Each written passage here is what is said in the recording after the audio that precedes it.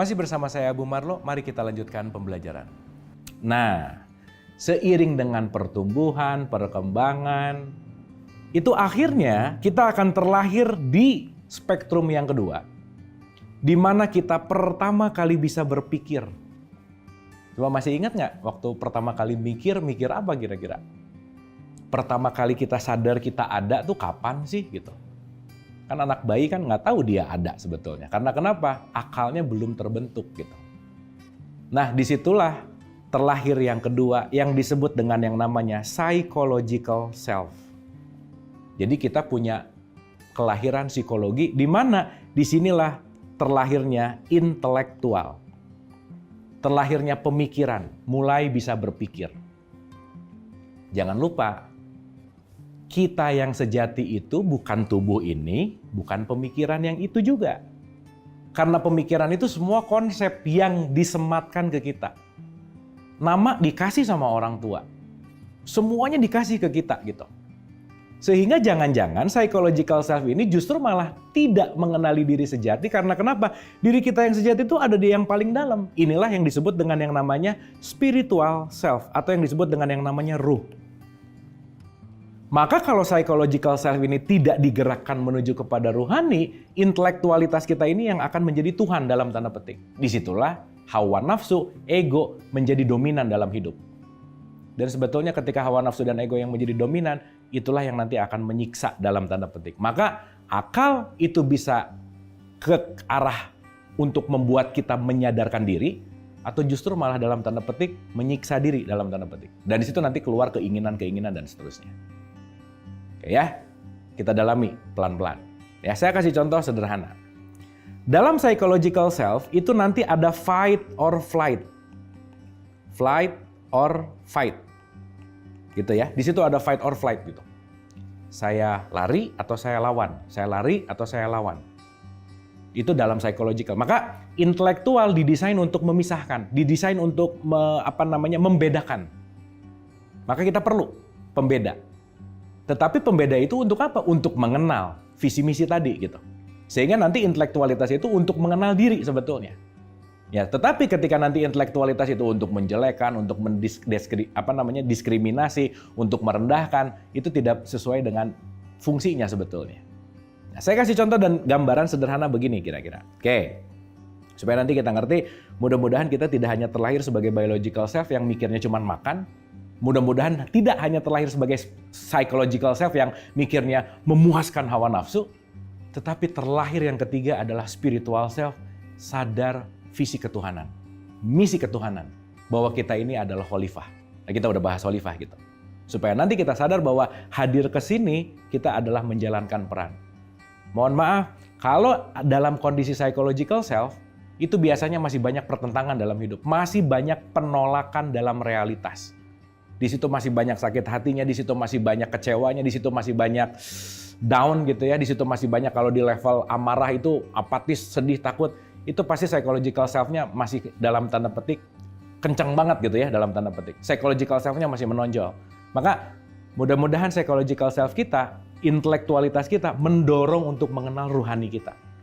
Karena disitulah pusat dari bagaimana menyadari tentang kehidupan yang paling esensial gitu. Oke, saya kasih contoh sederhana begini. Kalau kita berbicara tentang tadi, kita dikasih tubuh biologis nih. Oke? Di mana tubuh biologis kita dikasih software yang namanya jiwa, jadi psychological self. Pertama kali informasi yang kita tahu adalah lingkungan kamar kita di mana kita dilahirkan. Jadi saya tahu di kamar ada apa, saya tahu nama saya siapa, saya tahu orang tua siapa. Itu semuanya diinformasikan ke kita menjadi memori. Oh, kamu namanya Abu ya, padahal kan saya bukan Abu. Saya adalah makhluk yang diberi nama Abu. Saya adalah bentuk yang dikasih nama Abu. Akhirnya segala sesuatu itu melekat dengan aku. Maka kalau di kamar ada kursi, itu kursi punyaku. TV punyaku. Semuanya jadi semakin melekat keluar diri kita, gitu kira-kira.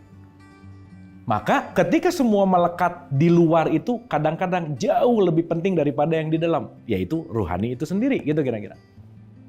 Maka semakin kemelekatan kita keluar semakin banyak, Itu baru dalam lingkungan kamar tuh, ada sofa, ada TV, ada kursi, ada macam-macam itu punyaku.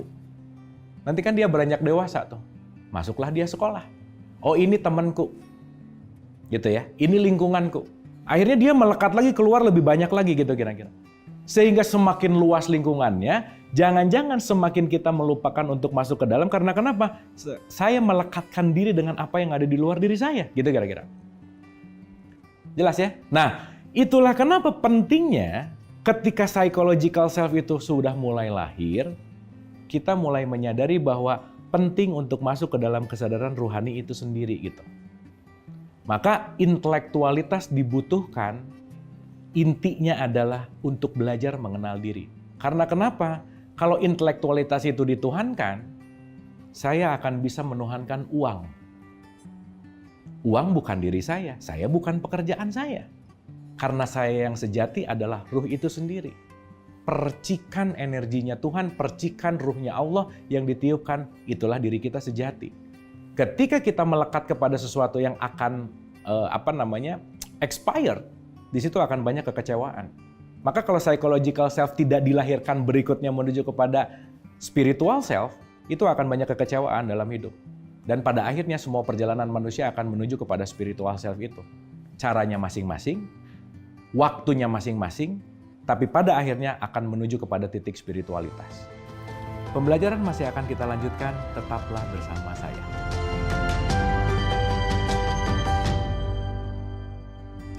A'udzubillahi minasyaitonirrajim. Bismillahirrahmanirrahim. Robbi a'udzubika min hamazati sayatin wa a'udzubika robbi ayahdurun. Robbi shrah li sadri wa yassir li amri wahlul 'uqdatam min lisani yafqahu qawli.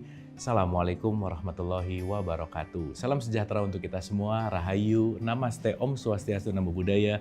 Salam kebajikan dan sehat untuk kita semua. Kembali lagi belajar bersama saya Abu Marlo, dan kita akan sama-sama membuka pendengaran kita, penglihatan kita, hati, akal, pikiran kita, yang mudah-mudahan program ini selalu membawa kita menuju kepada kesadaran, meniti ke dalam diri untuk menemukan kesejatian diri kita. Seperti biasa, supaya pembelajarannya semakin mendapatkan hikmah, mari kita hadirkan diri kita utuh di sini saat ini untuk melepaskan semua dulu beban-beban pikiran yang biasanya dia loncat ke depan, loncat ke belakang, dan seterusnya. Mari kita menghening sejenak, menghadirkan diri kita utuh di sini saat ini. Menghening, dimulai.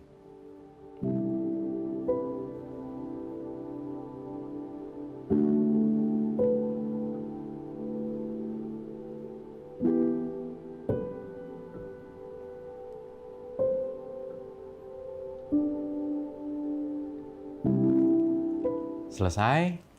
Terima kasih, mudah-mudahan kita sudah benar-benar siap untuk sama-sama belajar. Tidak bosan mengingatkan bahwa saya bicara bukan mau menggurui, bukan mau bertausiah, bukan mau menceramahi, apalagi lebih tahu gitu, bukan. Tetapi kita sama-sama belajar. Kita mudah-mudahan mendapatkan ilmu, mudah-mudahan mendapatkan kesadaran dari pembelajaran-pembelajaran ini. Oke, kita sudah banyak sekali membahas tentang kehidupan tentu saja, tentang bagaimana kesadaran. Kita sudah mulai mengerti, oh ternyata saya ini nggak asal dalam tanda petik hadir ke sini.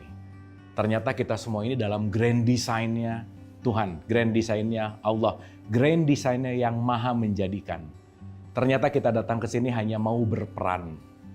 Ya, pilihannya mau berperan dengan baik atau malah justru bikin skenario sendiri kan gitu ya. Kemarin kita bahas bahwa penting sekali untuk mengenal diri, karena dengan mengenal diri saya tahu peran apa yang harus saya lakukan. Dan begitu kita berdamai dengan perannya Tuhan, perannya Allah, di situ kita akan mulai bisa menikmati kehidupan itu sendiri. Tetapi dalam perjalanan ke situ tentu tidak mudah. Tentu banyak sekali pembelajaran-pembelajaran di dalam kehidupan. Dan nanti kita akan mengerti bahwa hidup ini adalah belajar. Kalau belajar mau naik kelas adalah ujian. Jadi hidup ini adalah ujian sebetulnya. Ujian untuk apa? Ujian untuk kita naik ke level berikutnya. Maka yuk kita jangan stay di level yang sama terus, yuk kita naik kepada kesadaran yang lebih tinggi lagi. Oke, saya akan menganalogikan sesuatu yang sederhana dulu, karena analogi ini akan kita bawa sampai seterusnya, supaya nanti kita punya mindset yang lebih luas lagi. Kita mulai. Analoginya kita akan sedikit belajar matematik hari ini ya, kita akan sedikit belajar mengingat pembelajaran matematik. Mudah-mudahan masih pada ingat. Oke, kalau ada pertanyaan sederhana, 2 tambah 2 hasilnya berapa? 4, udah pasti nih. Karena itu keniscayaan. ya, dan ini disepakati oleh kita semua. Oke. Tetapi ternyata untuk menghasilkan 4, jalan menuju ke 4 itu tidak hanya 2 tambah 2. Sekarang kita naikkan levelnya tidak ditambah kurang, tetapi kita bicara akar 16. Apa itu akar 16? Berapa itu akar 16? 4 juga pasti. Oke? Dan kalau kita naikkan lagi, levelnya agak lebih tinggi nih. Kita berbicara logaritma. Ini nih. Logaritma 10.000 misalkan. Berapa? 4 juga. Jadi kalau kita lihat dari pertanyaan dan hasil, ternyata hasilnya semua sama. Tapi jalannya beda-beda. Ternyata untuk mencapai 4 itu nggak hanya 2 tambah 2 aja. Ternyata ada akar 16 dan ada log 10.000 gitu kira-kira. Artinya apa? Hasil yang sama bisa diraih, bisa dicapai dengan jalan yang berbeda-beda. Itu garis bawah tanda seru. Bahayanya adalah ketika saya cuma tahu kalau 4 itu 2 tambah 2 selesai, maka saya akan menutup jalan lain, saya akan menyalahkan jalan lain, meskipun jalan lain juga menuju kepada hasil yang sama. Maka kalau saya cuma tahu 4 itu 2 tambah 2, saya akan menyalahkan akar 16 sama dengan 4, saya akan menyalahkan log 10.000 sama dengan 4. Disitulah kita penting untuk selalu merasa tidak tahu. Karena kenapa? Ternyata banyak hal yang belum kita ketahui. Maka jangan terlalu cepat menilai. Itu poin pentingnya.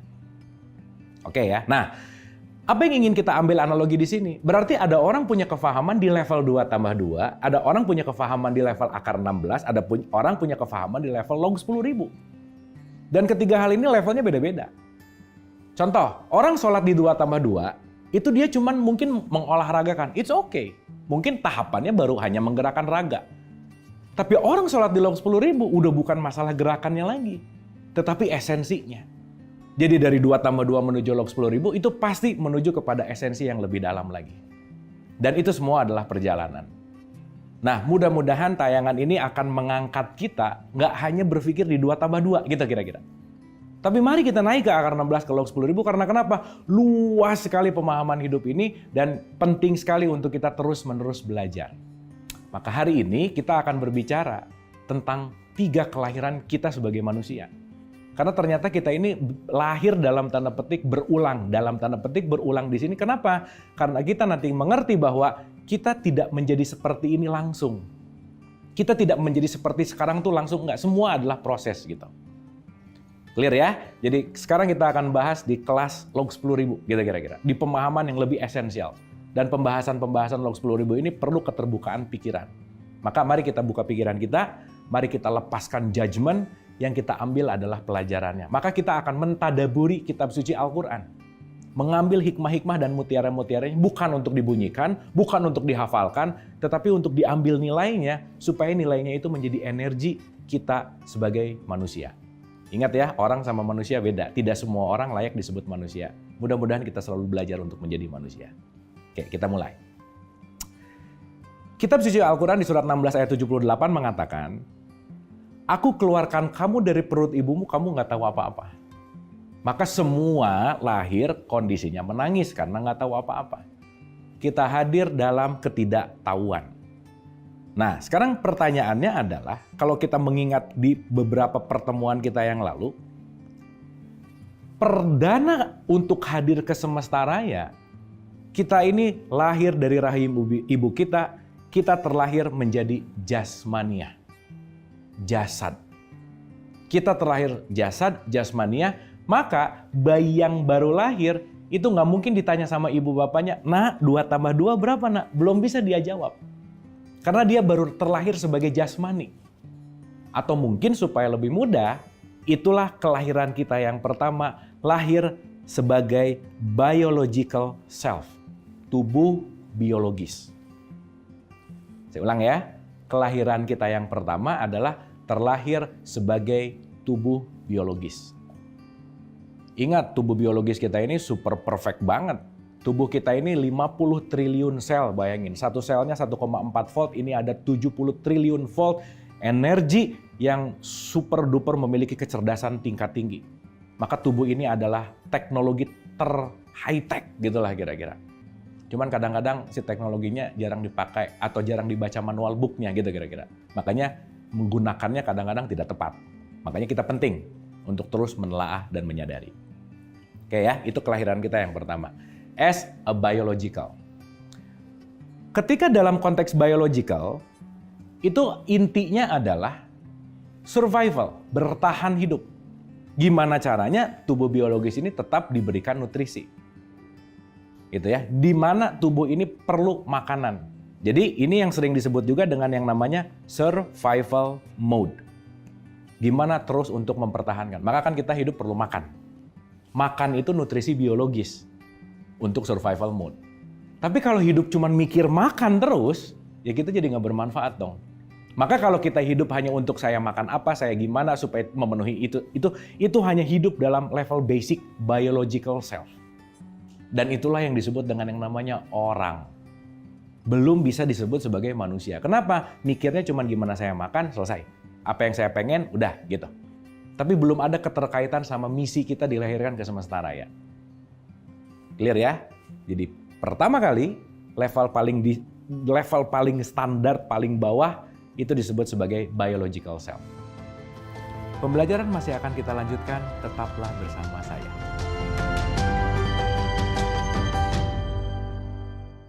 Masih bersama saya Abu Marlo, mari kita lanjutkan pembelajaran. Nah, untuk lebih mudah, saya akan gambarkan begini. Ini kan kita nggak ngelihat ada udara sebetulnya. Oke ya. Saya kasih gambaran. Ada 2 balon udara. Ya, anggap aja ini balon udara gitu. Di mana 2 balon udara ini tentu saja isinya adalah udara dua-duanya. Tapi yang satu warnanya merah, yang satu warnanya kuning. Oke. Balon merah isinya udara. Balon kuning isinya udara. Oke, kalau dianalogikan tadi, udara ini adalah ruh. Datang dari sumber yang sama. Siapa? Allah, Tuhan, Sang Maha Menjadikan. Apapun penamaannya, dia adalah yang maha, gitu kira-kira. Jadi, 2 udara ini dikemas dengan warna yang berbeda, sehingga ada perbedaan di situ. Ingat, perbedaan adalah fitrah. Perbedaan adalah grand design dari semesta. Maka berbeda itu pasti. Jadi kalau kita sulit untuk menerima perbedaan, udah pasti deh, kita akan mengalami kesulitan hidup dalam tanda petik. Semua hal yang membuat hidup kita tidak bahagia, tidak tenang karena kita tidak menerima perbedaan. Karena kenapa? Saya maunya dia sama dengan saya. Saya mau apa yang saya inginkan terjadi. Padahal sekali lagi, hidup bukan masalah sesuai dengan keinginan kita, tetapi peran yang sudah disematkan kepada kita sebagai makhluknya. Kita kembali lagi. Udara yang ada di balon merah dan udara yang ada di balon kuning itu udara yang sama. Dari sumber yang sama. Tapi maaf banget, si udara di balon yang merah, ini udah kelamaan di balon merah, dia lupa kalau dirinya itu udara. Dia menganggap dirinya itu adalah si merah. Maka kemana-mana dia memperkenalkan diri dengan siapa kamu? Merah. Si kuning pun demikian. Karena dia lupa dia adalah udara, udah terlalu lama ada di balon kuning, dia menganggap dirinya itu adalah si kuning. Maka kemana-mana dia mengatakan bahwa saya adalah kuning. Menariknya merah sama kuning ketemu berantem. Karena dia merasa dirinya merah dan dia merasa dirinya kuning, dalam psychological birth-nya merah sama kuning berbeda, di situ bisa ada kebencian, di situ bisa ada saling merendahkan dan seterusnya. Tapi ketika ada satu jarum aja, di mana jarum ini gitu ya, yang mengenai kedua balon yang akhirnya dua-duanya balonnya meletus gitu misalkan, dia akan mulai sadar bahwa saya bukan merah dan saya bukan kuning. Saya adalah udara itu sendiri. Bahwa kamu dan saya sumbernya sama. Kamu dan saya datang dari tempat yang sama. Maka kalau saya masih menilai dia dengan kuning atau merahnya, berarti itu masih di kelas 2+2. Masih di kelas yang fisikal banget, masih di kelas yang biological banget, yang ngelihat fisiknya banget, yang ngelihat tatanan skala di mana merendahkan, mengecilkan, dalam tanda petik gitu ya, pokoknya membanding-bandingkan. Berarti kesadarannya belum masuk ke dalam kesadaran ilahiyah. Tetapi ketika masuk kepada level yang namanya manusia, di mana kalau kita sudah menjadi manusia, siap-siaplah untuk menjadi tenang dalam hidup. Kenapa? Yang saya lihat bukan kemasannya lagi. Mau dia merah, mau dia kuning, mau dia hijau, yang saya lihat isinya adalah udara. Di dalam kamu ada udara, di dalam saya ada udara. Sehingga nanti kita punya kesadaran yang sangat-sangat kesadaran manusia level tinggi. Kamu adalah aku yang lain.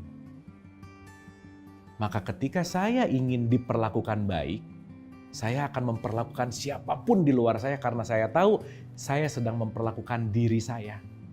Saya sedang memperlakukan sumber yang sama. Sehingga di situ akan menurunnya mulai kebencian. Udah nggak ngelihat lagi berbeda agama misalkan, berbeda keyakinan misalkan, berbeda suku, bangsa, bahasa, dan seterusnya. Karena saya tahu mau dia merah atau kuning, tetap udara yang sama. Karena saya tahu kemana saja saya menghadap, kemana saja saya melihat, itu sumber yang sama juga.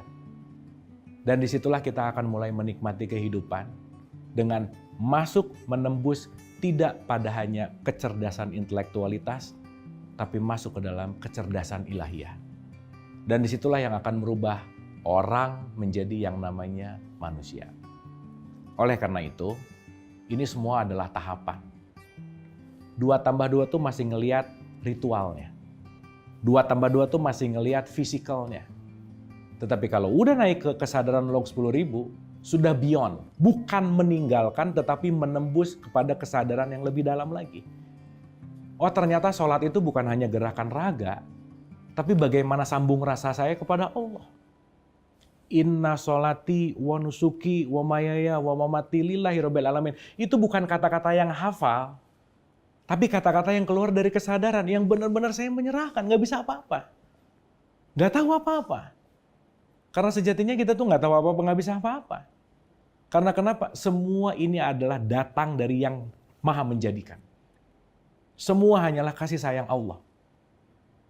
Bismillahirrahmanirrahim. Kebayang nggak? Dalam tradisi Islam setiap hari mengatakan atas nama Allah. Coba. Gimana nih mau mengatasnamakan Allah tapi perilakunya dalam tanda petik maaf sekali. Di surat 7179 masih seperti binatang. Mikirnya masih dalam konteks makan apa ya? Mikirnya dalam konteks apa ya? Hanya untuk bertahan survival gitu kira-kira.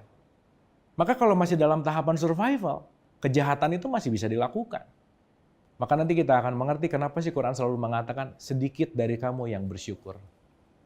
Dan kita akan mengalami kedinamisan kehidupan dalam konteks yang namanya menuju kepada kesadaran mengenal siapa jati diri kita yang sesungguhnya.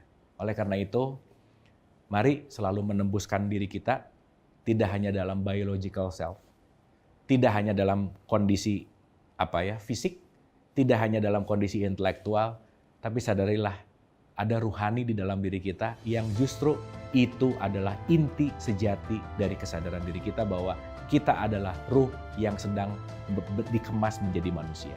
Terima kasih, mohon maaf lahir dan batin. Wabillahi taufiq wal hidayah. Assalamualaikum warahmatullahi wabarakatuh.